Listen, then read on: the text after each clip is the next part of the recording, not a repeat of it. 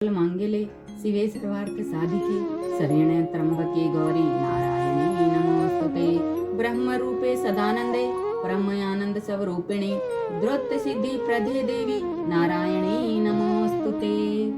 नमस्कार दोस्तों, शरद नवरात्रि के आप सभी को हार्दिक शुभकामनाएं। और मैं अभी अथ दुर्गा सप्तशती भाषा में अथ देवीय कवचम का पाठ करूंगी और आप प्रेम पूर्वक सुने। महर्षि मार्कंडेय जी बोले, हे पितामह, संसार में जो गुप्त हो और जो मनुष्य की सब प्रकार से रक्षा करता हो और जो आपने किसी को आज तक बताया न हो, वह कवच मुझे बताइए। श्री ब्रह्मा जी कहने लगे, अत्यंत गुप्त व सब प्राणियों की भलाई करने वाला कवच मुझसे सुनो। प्रथम शैलपुत्री, दूसरी ब्रह्मचारिणी, तीसरी चंद्रघंटा, चौथी कुसमांडा, पांचवी सकंद माता, छठी कात्यायनी, सातवीं कालरात्रि, आठवीं महागौरी, नवीं सिद्धिदात्री। यह देवी की 9 मूर्तियां हैं और यह 9 दुर्गा कहलाती हैं। आग में जलता हुआ, रण में शत्रु से घिरा हुआ, विषम संकट में फंसा हुआ मनुष्य यदि दुर्गा के नाम का स्मरण करे तो उसको कभी भी हानि नहीं होती। रण में उसके लिए कुछ भी आपत्ति नहीं और न उसे किसी प्रकार का दुख या डर ही होता है। हे देवी, जिसने श्रद्धा पूर्वक तुम्हारा स्मरण किया है उसकी वृद्धि होती है और जो तुम्हारा चिंतन करते हैं उनकी तुम निसंदेह रक्षा करने वाली हो। चामुंडा प्रेत पर, वाराही भैंसे पर, रौद्री हाथी पर, वैष्णवी गरुड़ पर अपना आसन जमाती है। हे माहेश्वरी बैल पर, कौमारी मोर पर और हाथ में कमल लिए हुए विष्णु प्रिया लक्ष्मी जी कमल के आसन पर विराजती है। बैल पर बैठी हुई ईश्वरी देवी ने श्वेत रूप धारण कर रखा है और सब प्रकार के आभूषणों से विभूषित ब्राह्मी देवी हंस पर बैठती है। और इस प्रकार यह सब देवियां सब प्रकार के योगों से युक्त और अनेक प्रकार के रत्न धारण किए हुए हैं। भक्तों की रक्षा के लिए संपूर्ण देवियां रथ में बैठी और क्रोध में भरी हुई दिखाई देती हैं तथा चक्र, गदा, शक्ति, हल और मूसल, खेटक और तोमर, परशु तथा फास, भाला और त्रिशूल एवं उत्तम सारंग आदि शस्त्रों को दैत्यों के नाश के लिए और भक्तों की रक्षा करने के लिए और देवताओं के कल्याण के लिए धारण किए हैं। हे महारौद्रे, अत्यंत घोर पराक्रम, महाबल और महान उत्साह वाली देवी, तुमको मैं नमस्कार करती हूँ। हे देवी, तुम्हारा दर्शन दुर्लभ है तथा आप शत्रुओं के भय को बढ़ाने वाली हैं। हे जगदम्बिके, मेरी और मेरे परिवार की रक्षा करो, समस्त संसार की रक्षा करो। पूर्व दिशा में इंद्री हमारी रक्षा करे, अग्नि कोण में अग्नि शक्ति, दक्षिण में वाराही देवी, नेत्र कोण में खड़ग धारिणी देवी हमारी रक्षा करे। वारुणी पश्चिम दिशा में, वायु कोण में मृगवाहिनी, उत्तर में कौमारी और ईशान में शूल धारिणी देवी हमारी रक्षा करे।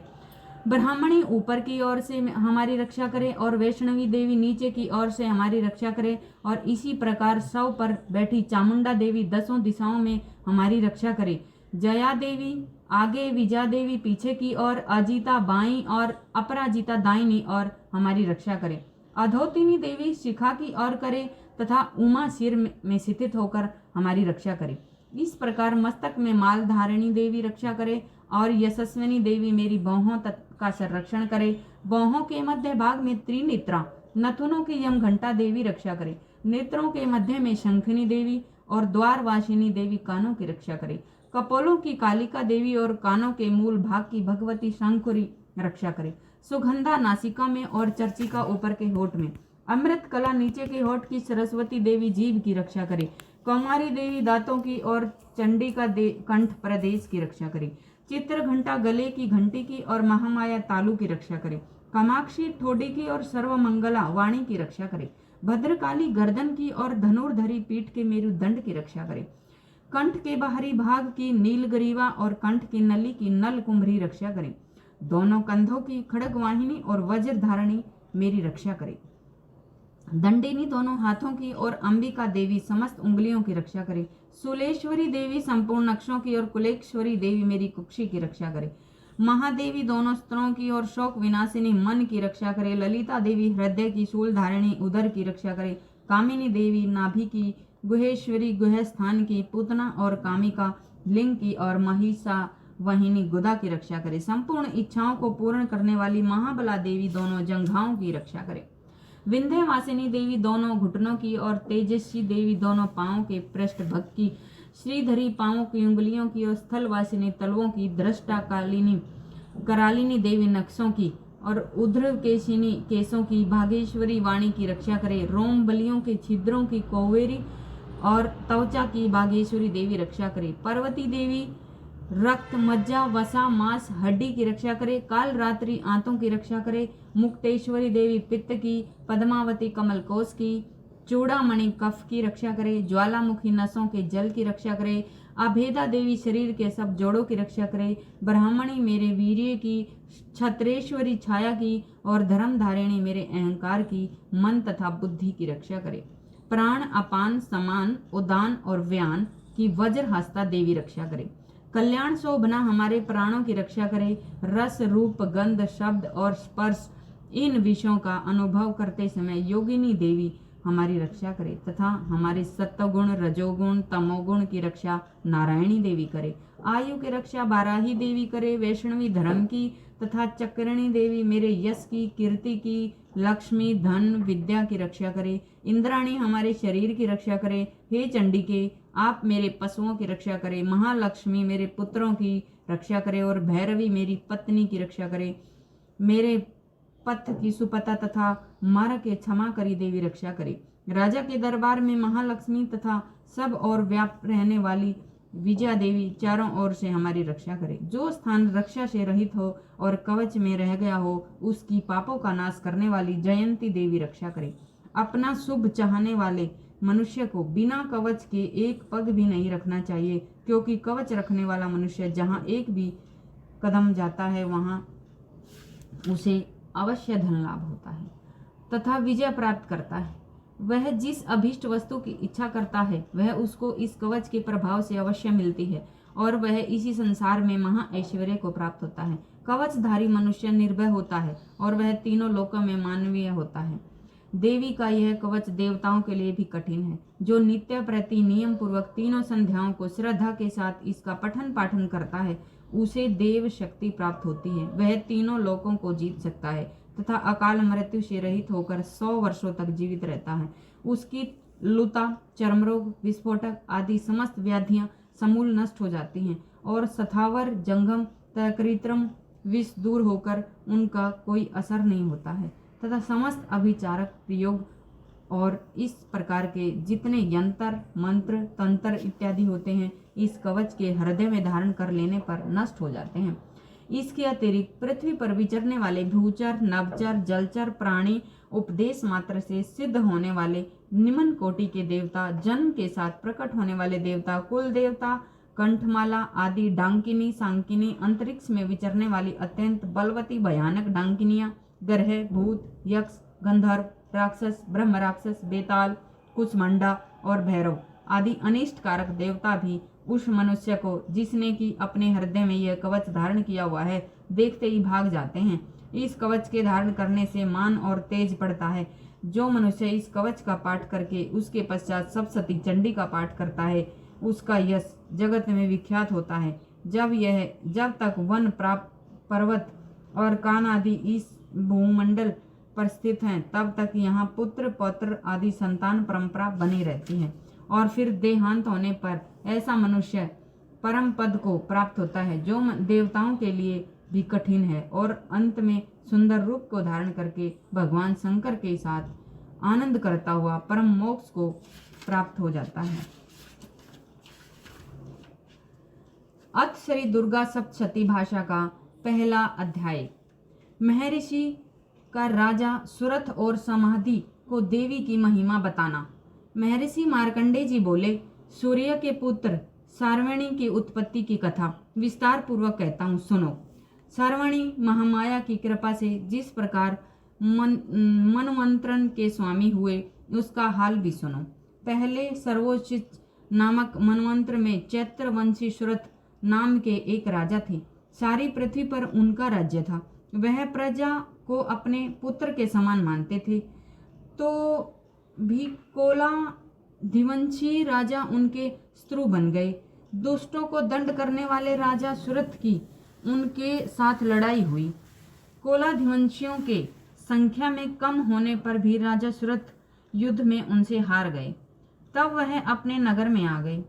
केवल अपने देश का राज्य ही उनके पास रह गया और वह उसी देश के राजा होकर राज्य करने लगे। किंतु उनके शत्रुओं ने उन पर वहां भी आक्रमण किया। राजा को बलहीन देखकर उनके दुष्ट मंत्रियों ने राजा की सेना और खजाना अपने अधिकार में कर लिया। राजा सुरथ अपने राज्य अधिकार को हार कर शिकार खेलने के बहाने घोड़े पर सवार होकर वहां से एक भयंकर वन की ओर चले गए। उस वन में उन्होंने महर्षि मेधा का आश्रम देखा। वहां मेधा महर्षि अपने शिष्यों तथा मुनियों से सुशोभित बैठे हुए थे और वहां कितने ही हिंसक जीव परम शांति भाव से रहते थे। राजा सुरथ ने महर्षि मेधा को प्रणाम किया और महर्षि ने भी उनका उचित सत्कार किया। राजा सुरथ महर्षि के आश्रम में कुछ समय तक ठहरे। अपने नगर की ममता के आकर्षण से राजा अपने मन में सोचने लगे, पूर्व काल में पूर्वजों के ने जिस नगर का पालन किया था वह आज मेरे हाथ से निकल गया। मेरे दुष्ट एवं दुरात्मा मंत्री मेरे नगर की अब धर्म से रक्षा कर रहे होंगे या नहीं। मेरे प्रधान हाथी जो कि सदा मद की वर्षा करने वाले और शूरवीर था, मेरे वैरियों के वश में होकर न जाने क्या दुख भोग रहा होगा। मेरे आज्ञाकारी नौकर जो मेरी कृपा से धन और भोजन पाने से सदैव सुखी रहते थे और मेरे पीछे पीछे चलते थे, अब वह निश्चित ही दुष्ट राजाओं का अनुसरण करते होंगे तथा मेरे दुष्ट एवं दुरात्मा मंत्रियों द्वारा व्यर्थ ही धन का व्यय करने से संचित किया हुआ मेरा खजाना एक दिन अवश्य खाली हो जाएगा। इस प्रकार की बहुत सी बातें सोचता हुआ राजा निरंतर दुखी रहने लगा। एक दिन राजा सुरथ ने महर्षि मेधा के आश्रम के निकट एक वैश्या को देखा। राजा ने उससे पूछा, भाई तुम कौन हो? यहाँ तुम्हारे आने का क्या कारण है और तुम मुझसे शोकग्रस्त अनमने से दिखाई देते हो, इसका क्या कारण है? राजा के यह नम्र वचन सुनकर वैश्या ने महाराज सुरथ को प्रणाम किया और कहा, राजन, मेरा नाम समाधि है। मैं धनियों के कुल में उत्पन्न एक वैश्य हूँ। मेरे दुष्ट स्त्री पुत्रादिकों ने लोभ से मेरा धन छीन लिया है और मुझे घर से निकाल दिया है। मैं इस तरह से दुखी होकर इस वन में चला आया हूँ और यहाँ रहता हूँ। मैं इस बात को भी नहीं जानता कि अब घर में इस समय सब कुशल हैं या नहीं। यहाँ मैं अपने परिवार का आचरण संबंधी कोई समाचार भी नहीं पा सकता हूँ। वह घर में इस समय कुशल पूर्वक हैं या नहीं। मैं अपने पुत्रों के संबंध में यह भी नहीं जानता कि वह सदाचारी हैं या दुराचार में फंसे हुए हैं। राजा बोले, जिस धन के लोभी स्त्री पुत्रों ने तुम्हें घर से निकाल दिया, फिर भी तुम्हारा चित्त उनसे क्यों प्रेम करता है? वैश्य ने कहा, मेरे विषय में आपका ऐसा कहना ठीक है, किंतु मेरा मन इतना कठोर नहीं है। यद्यपि उन्होंने धन के लोभ में पकड़कर पितृ स्नेह को त्याग कर मुझे घर से निकाल दिया है, तो मैं भी मेरे मन में उनके लिए कठोरता नहीं आती। हे महामते, मेरा मन फिर भी उनमें क्यों फंस रहा है? इस बात को जानता हुआ भी मैं नहीं जान रहा हूँ। मेरा चित्त उनके लिए दुखी है। मैं उनके लिए लंबी लंबी सांसें ले रहा हूँ। उन लोगों में प्रेम नाम को नहीं है, फिर भी ऐसे निसहनियों के लिए मेरा हृदय कठोर नहीं होता। महर्षि मार्कंडेय जी ने कहा, हे ब्राह्मण, इसके पश्चात महाराजा सुरथ और वह वैश्य दोनों महर्षि मेधा के समीप गए और उनके साथ यथा योग्य न्याय संभाषण करके दोनों ने वार्ता आरंभ की। राजा बोले, हे भगवान, मैं आपसे एक बात पूछना चाहता हूँ, सो आप कृपा करके मुझे बताइए। मेरा मन मेरे अधीन नहीं है, इससे मैं बहुत दुखी हूँ। राज्य धनाधिक की चिंता अभी तक मुझे बनी हुई है और मेरी यह ममता अज्ञानियों की तरह बढ़ती ही जा रही है। और यह समाधि नामक वैश्य भी अपने घर से अपमानित होकर आया है। इसके स्वजनों ने भी इसे त्याग दिया है। स्वजनों से त्यागा हुआ भी यह उनसे हार्दिक प्रेम रखता है। इस तरह हम दोनों ही दुखी हैं। हे महाभाग, उन लोगों के अवगुणों को देखकर भी हम दोनों के मन में उनके लिए ममता जनित आकर्षण उत्पन्न हो रहा है। हमारे ज्ञान रहते हुए भी ऐसा क्यों है? अज्ञानी मनुष्यों की तरह हम दोनों में यह मूर्खता क्यों है? महर्षि मेधा ने कहा, विषम मार्ग का ज्ञान सब जंतुओं को है। सब के लिए विषय पृथक पृथक होते हैं। कुछ प्राणी दिन में नहीं देखते तो कुछ रात को, परंतु कोई जीव ऐसे हैं जो दिन तथा रात दोनों में देख सकते हैं। यह सत्य है कि मनुष्य में ज्ञान प्रधान है, किंतु केवल मनुष्य ही ज्ञानी नहीं होता। पशु पक्षी आदि भी ज्ञान रखते हैं। जैसे यह पशु पक्षी ज्ञानी है, वैसे ही मनुष्यों का ज्ञान है, और जो ज्ञान मनुष्यों में है वैसे ही पशु पक्षियों में है, तथा अन्य बातें भी दोनों में एक जैसी पाई जाती हैं। ज्ञान होने पर भी इन पक्षियों की ओर देखो कि अपने भूख से पीड़ित बच्चों की चोंच में कितने प्रेम से अन्न के दाने डालते हैं। हे राजन, ऐसा ही प्रेम मनुष्यों में अपनी संतान के प्रति पाया जाता है।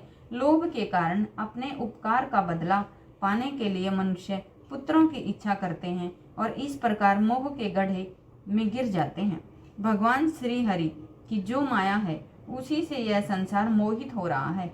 इसमें आश्चर्य की कोई बात नहीं, क्योंकि वह भगवान विष्णु की योग निंद्रा है। यह माया ही तो है जिसके कारण संसार मोह में जकड़ा हुआ है।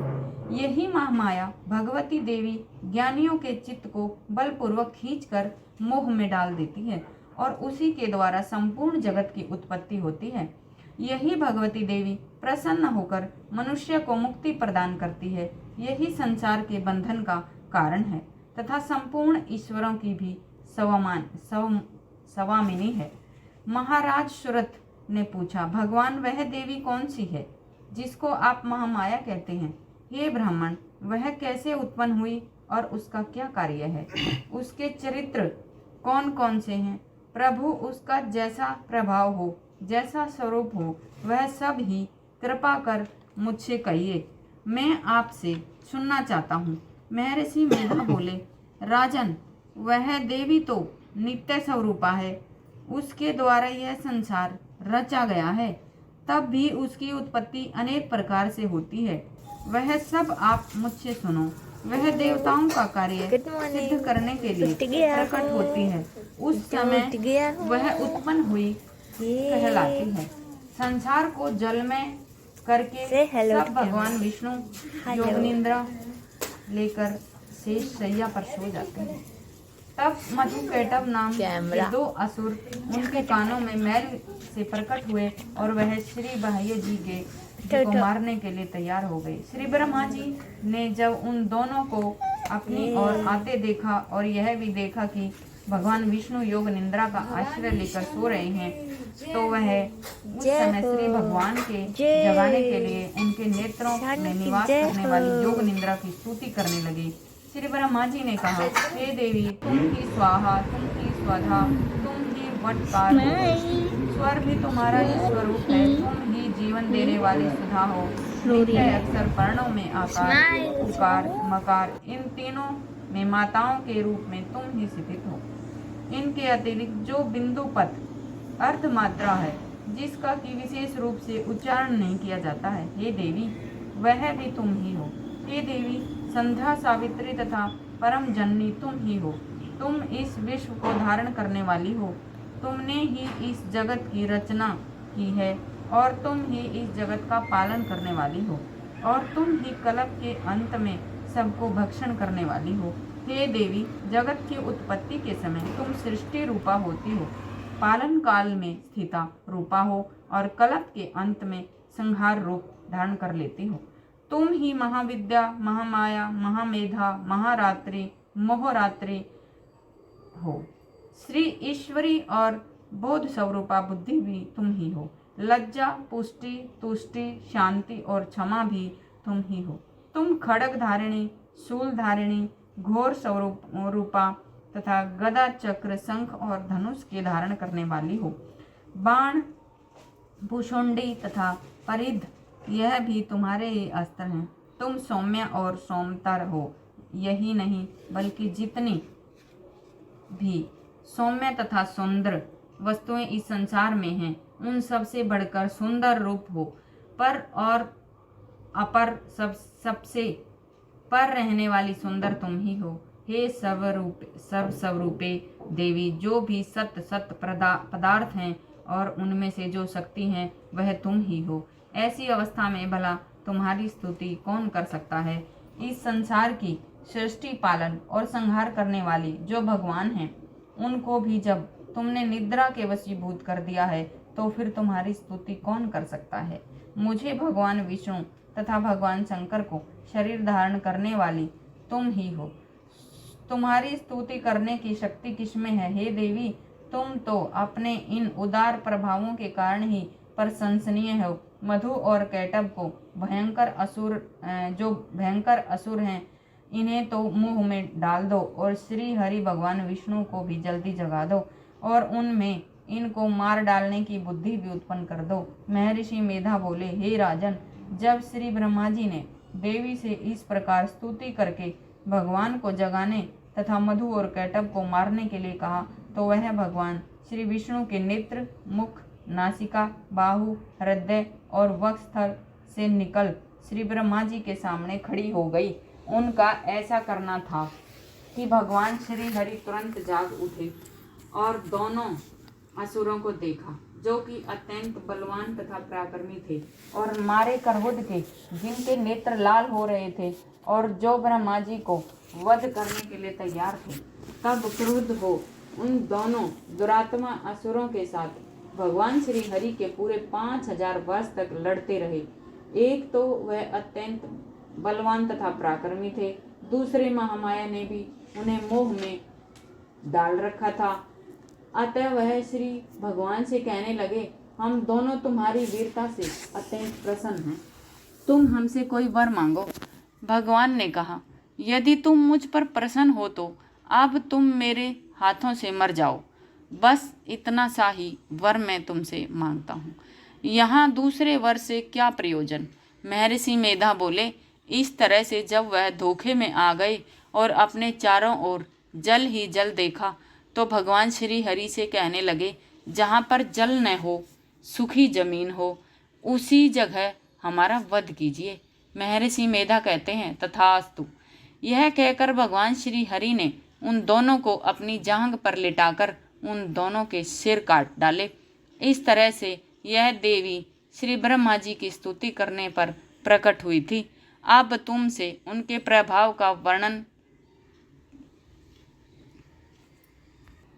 वर्णन करते हैं, सो सुनो। ये दूसरा अध्याय हम दूसरे नवरात्रे को पढ़ेंगे। अभी मैं अथ दुर्गा चालीसा प्रारंभ करती हूँ, सो सुने। नमो नमो दुर्गे सुकर्णी, नमो नमो अम्बे दुखहरणी। निराकार है ज्योति तुम्हारी, तिहु लोक फैली उजियारी। शशि ललाट मुख महाविशाला, नेत्र लाल भरकुटे विकराला। रूप मातु को अधिक सुहावे, दरस करे जन अति सुख पावे। तुम संसार शक्ति लौकीना, पालन हेतु अंधन दीना। अन्नपूर्णा हुई जगपाला, तुम ही आदि सुंदरी बाला। प्रलय काल सब नाशनहारी, तुम गौरी शिव शंकर प्यारी। शिव योगी तुमरे गुण गावे, ब्रह्मा विष्णु तुम्हें नित्य ध्यावे। रूप सरस्वती को तुम धारा, दे सुबुद्धि ऋषि मुनिन उभारा।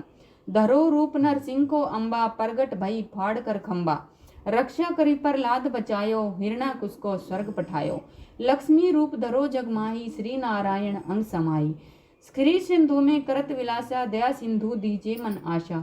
हिंगलाज में तुम्ही भवानी, महिमा अमित ने जात बखानी। मातंगी धूमावती माता, भुवनेश्वरी बंगला सुखदाता।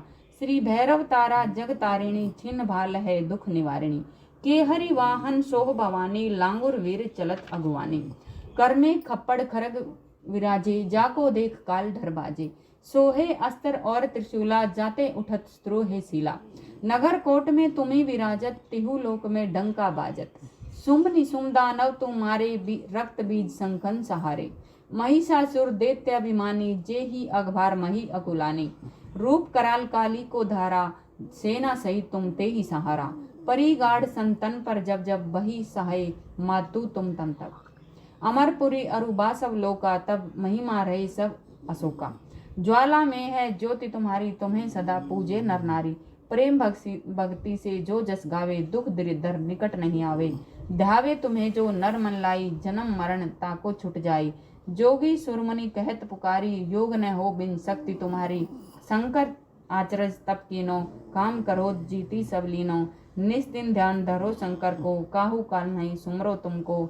शक्ति रूप को मरम न पायो, शक्ति गई तब मन पछितायो। शरणागत हुई कीर्ति बखानी, जय जय जय जगदम्बा भवानी। बई प्रसन्न आदि जगदम्बा, दई शक्ति नहीं कीन विलंबा। मोको मातु कष्ट अति घेरो, तुम बिन कौन हरि दुख मेरो। आशा तृष्णा निपट सतावे, रिपु मूर्ख मोहि अति डर पावे। स्त्रोनाश कीजे महारानी, सुमरो इच्छित तुम्हें भवानी। कृपा करो ही मातु दयाला, रिद्धि सिद्धि दे करो निहाला। जन्म जन्म में तब फल पाऊं, तुमरो जस में सदा सुनाऊं। दुर्गा चालीसा जो गावे, सब सुख भोग परम पद पावे। देवी दास शरण निज जानी, करहो कृपा जगदम्ब भवानी। शरणागत रक्षा करे, भक्त रहे निशंक। मैं आए तेरी शरण में, मातु लीजिए अंक। बोले दुर्गे मात की जय, शेरा वाली मात की जय। ओम दुम दुर्गाए नमः, ओम दुम दुर्गाए नमः, ओम दुम दुर्गाए नमः। अभी हम क्षमा याचना करेंगे, क्योंकि हम प्राणी हैं, संसार में आए हुए हैं। हमसे अनेकों अपराध दिन प्रतिदिन होते रहते हैं, तो इससे हम अपनी पूजा पाठ करके भगवान से, देवी से हमें क्षमा याचना करनी है।